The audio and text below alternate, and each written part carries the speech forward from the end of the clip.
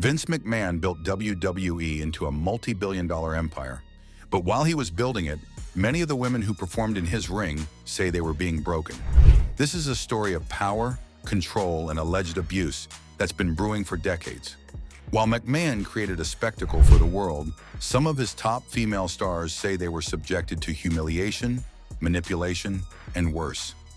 This isn't about just one or two bad creative decisions. It's a dark pattern that runs from the Attitude Era all the way to the modern day. For every celebrated women's champion, there's another story, one of a career shut down, a spirit crushed, or a voice silenced. We're going to look at the on-screen character of Mr. McMahon, a persona that often felt a little too close to the real-life actions of the chairman. We'll explore the shocking lawsuits that have rocked the company and the disgusting on-screen moments that made everyone, performers and fans alike, uncomfortable. This is the story of why these WWE women hate Vince McMahon. Before we dive into the most explosive lawsuit in wrestling history, make sure you're subscribed and have notifications turned on. You won't want to miss a moment of this story. The lawsuit that shook the empire. Janelle Grant. The scandal that could finally bring down Vince McMahon didn't start in a wrestling ring, but in a federal courthouse. In January 2024, a former WWE employee named Janelle Grant filed a lawsuit that sent a tidal wave through the wrestling world. The allegations were stomach-turning, painting a picture not of a powerful CEO, but of a predator who allegedly used his position to cause unimaginable pain. According to the lawsuit, Grant was a victim of sexual assault, trafficking, and horrific psychological abuse by McMahon. She claims her job at WWE was directly tied to submitting sexually to him and other men he trafficked her to, including former executive John Laurinaitis. The complaint describes a living nightmare, where Grant was allegedly used as a sexual pawn for McMahon's pleasure and business dealings. The lawsuit didn't just point the finger at McMahon, it implicated the entire corporate structure of WWE, claiming the company knew what was happening and actively helped hide it. Grant's allegations suggest a corporate culture where the chairman's darkest impulses weren't just tolerated, but enabled. The legal filings even describe McMahon allegedly trying to orchestrate a cover-up when his wife Linda McMahon found out about their affair. This led to a $3 million non-disclosure agreement in 2022 to buy Grant's silence. But the lawsuit states McMahon stopped paying and that his coercive behavior continued even after the NDA was signed. The fallout was fast and brutal. Vince McMahon, the man who was the untouchable face of WWE for 40 years, resigned in disgrace from TKO Group Holdings, WWE's parent company. The legal battle is ongoing, as McMahon's lawyers have fought to move the case to private arbitration, pointing to a clause in the NDA. Grant's lawyers fired back, arguing the agreement is worthless because it was a product of coercion. For a time, the Department of Justice launched a criminal investigation into the allegations, causing the civil case to be paused for 6 months in mid-2024. While McMahon's lawyers claimed in early 2025 that the investigation had concluded without charges, Grant's civil lawsuit continues to move forward. The Janelle Grant lawsuit isn't just another wrestling controversy. It's the most damning indictment of Vince McMahon's character ever made public, forcing the industry and its fans to confront the ugliest allegations against the man who built a global empire, allegedly on a foundation of exploitation. The tragic echo. Ashley Massaro. Years before Janelle Grant's lawsuit, another woman's story was a haunting preview of the darkness behind the WWE curtain.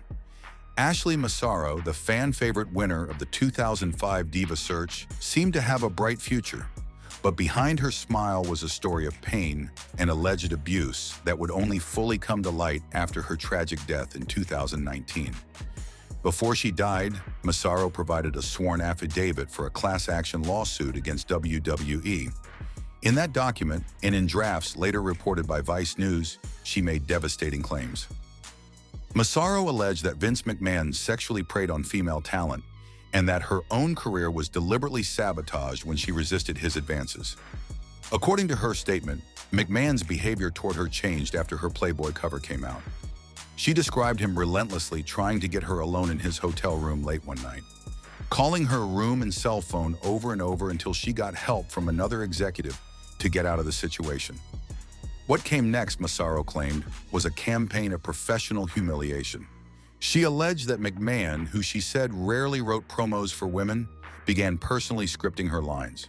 She described these promos as demeaning and written with the clear intention of ruining my career. She also claimed that after she rejected him, McMahon would make vulgar sexual comments to make her uncomfortable whenever she walked past him. Her affidavit contained an even more horrific story. During a 2006 WWE tour of a military base in Kuwait, Massaro claimed she was drugged and sexually assaulted by a man pretending to be a U.S. Army doctor. Making it all the more traumatic, she alleged that when she reported the assault to WWE executives, including Vince McMahon, she was told to keep it quiet. McMahon allegedly told her not to let one bad experience ruin the good work they were doing, prioritizing the company's image over her pursuit of justice. WWE later denied that management was ever told she had been assaulted. Ashley Massaro's story is a heartbreaking look at the alleged price of saying no in Vince McMahon's WWE. Her claims, made under oath, describe a man who allegedly used his power to pursue women and, when rejected, used that same power to tear down their careers. Her words are a chilling and vital piece of the much larger story of abuse surrounding the former chairman of WWE. The Pioneer's lawsuit, Sable. Long before the current scandals, one of the Attitude Era's biggest stars did the unthinkable. She sued Vince McMahon. In 1999, at the peak of her fame, Rena Mero, known as Sable, quit the WWF and filed a massive $110 million lawsuit against the company, citing sexual harassment and unsafe working conditions. It shattered the illusion of a happy wrestling family and exposed a toxic backstage world. Sable wasn't just a valet, she was a phenomenon. In an era of male icons like Stone Cold and The Rock, her popularity rivaled anyone on the roster. But behind the scenes, she alleged a boys' club atmosphere where crude behavior and harassment were out of control. The lawsuit claimed she was pressured to perform in a topless segment, and her refusal was a key reason she decided to sue. Challenging the most powerful man in wrestling was unheard of in 1999. In response, Vince McMahon countersued Sable over the rights to her name, a clear power move. In a recent documentary, when asked about the lawsuit, McMahon claimed to have little memory of it, stating, "I don't remember much about Sable in terms of the lawsuit. It's kind of a blur." The lawsuit was eventually settled out of court. In a strange twist, Sable returned to WWE in 2003 and was immediately put into a storyline as Vince McMahon's on-screen mistress. Many saw it as a cynical move by McMahon to turn a real-life harassment suit into a sleazy TV angle, exerting his control over the narrative and the woman who had dared to challenge him. It was a classic McMahon tactic: take a real-life controversy and turn it into cash. Sable's lawsuit was a landmark moment. It was the first time a major female star had legally challenged the alleged culture of harassment inside McMahon's company. Though the details were settled in private, her bravery pulled back the curtain, suggesting that the attitude of the era wasn't just a gimmick, but a reflection of a deeply troubled backstage reality. These stories are hard to hear, but they're important. What do you think about Sable's story and her return to the company? Let us know in the comments, and stay with us as we look at how these attitudes spilled onto the screen. The humiliation angle, Trish Stratus. Not all of Vince McMahon's transgressions were hidden behind closed doors. Some of the most degrading moments happened right in the middle of the ring, broadcast to millions. Nothing captures this better than the infamous on-screen humiliation of Trish Stratus. In 2001, Stratus, a future Hall of Famer, was in a storyline affair with Vince McMahon's character. The angle was meant to show McMahon as a power-mad tyrant. It ended with one of the most disgusting segments in WWE history. On an episode of Raw, McMahon dragged Stratus into the ring and verbally tore her apart, calling her a toy he was tired of. Then, in front of a live arena, he forced her to strip to her underwear. As if that wasn't enough, he then made her get on all fours and bark like a dog. It was a moment of pure, scripted degradation. Even though it was fictional, the image was horrifying. the man in charge of the entire company, forcing a female employee into total submission and humiliation on global television. For many, the line between the evil Mr. McMahon character and the real Vince McMahon disappeared in that moment. Years later, Trish Stratus has said she hated the segment, but also defended it from a character standpoint. She argued it was a rock-bottom moment needed to get the audience on her side before she finally slapped Vince at WrestleMania X7. But the storyline's goal doesn't erase what was shown. The image of a powerful boss forcing a woman to bark like a dog is a permanent stain on that era. It perfectly summed up how women were often presented under McMahon's leadership, as objects and props in men's stories. The Trish Stratus segment showed that even when it was just a story, the stories Vince McMahon chose to tell about women were often filled with hate. The Trailblazers' betrayal, Chyna Joan Laurer, known to the world as Chyna, was more than a wrestler, she was a revolution. Billed as the ninth wonder of the world, she destroyed every idea of what a woman could be in wrestling. She wasn't just eye candy, she was an enforcer who beat men. She was a multi-time Intercontinental Champion, something no woman has done since. She was a main event player, and then just like that, she was gone. Chyna's exit from the WWF in 2001 is one of the most controversial stories in wrestling history. The company line was a contract dispute, but Chyna and many others told a different story. Her departure was directly tied to the real-life affair between her ex-boyfriend Triple H and Vince McMahon's daughter, Stephanie McMahon. When Chyna's long-term relationship with Triple H ended and he started a new one with the boss's daughter, her career became impossible. She felt betrayed, not just by her ex, but by the chairman who she believed sided with his family and pushed her out the door. According to those present at her final contract meeting, she was made a financial offer, but the personal situation was too much to overcome. She had to choose, endure the daily pain or walk away. She walked away, and WWE slammed the door behind her. For years, WWE seemed to erase her legacy. McMahon and Triple H publicly pointed to her post-WWE career in the adult film industry as the reason she couldn't be in the Hall of Fame. Chyna, in turn, became a vocal critic of Vince McMahon. She felt the company had used her and then threw her away when she became an inconvenience. She battled addiction and personal demons, but always maintained that the McMahon family had wronged her. Chyna's story is one of a pioneer allegedly cast aside because of backstage politics and family drama. She broke barriers for the company, but ended up feeling like an outcast. Her beef with Vince McMahon wasn't about one bad storyline, it was about a deep sense of betrayal. She believed the man she helped make millions for chose family over loyalty, and in doing so, ended the career of one of wrestling's most unique stars. The collateral damage of reality. Lita. Sometimes the animosity toward Vince McMahon wasn't about his direct actions, but about his willingness to turn the real-life pain of his performers into entertainment. No one knows this better than Amy Dumas, the punk rock icon known as Lita. In 2005, a real-life scandal blew up.